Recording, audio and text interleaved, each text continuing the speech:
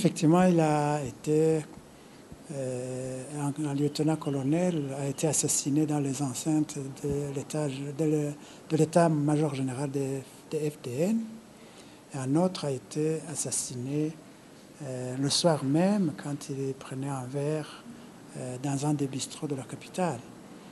Moi, je ne parlerai pas de recrudescence de la criminalité, parce que la criminalité n'a jamais cessé dans ce pays depuis que Pierre Nkurunziza a brigué le troisième mandat, contraire à l'accord d'Arusha et à la Constitution qui en est issue.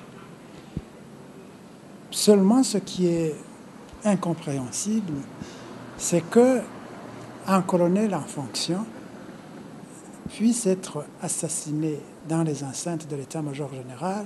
C'est ça qui est marrant.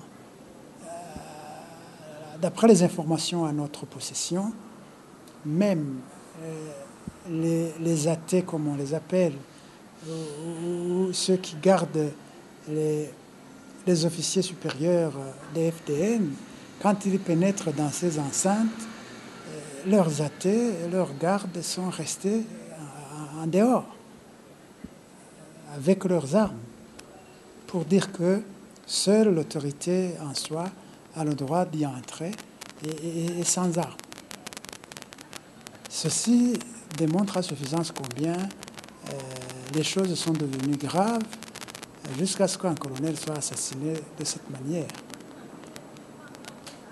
On ne peut pas accréditer la thèse comme quoi il y aurait un civil qui serait parvenu à pénétrer dans ces enceintes et commettre ce forfait.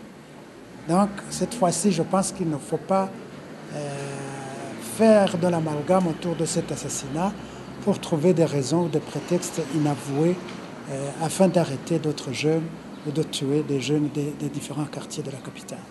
Ça, c'est au moins un acquis. L'autre aspect, c'est que malheureusement, pour nous, nous déplorons le fait que s'il y a un assassinat de telle personne, il s'ensuit exactement, sous forme de revanche, un autre assassinat. Et comme on dit, cela n'a jamais été la solution parce que ça ne fait que aggraver la situation, ça ne fait que allonger la liste des morts.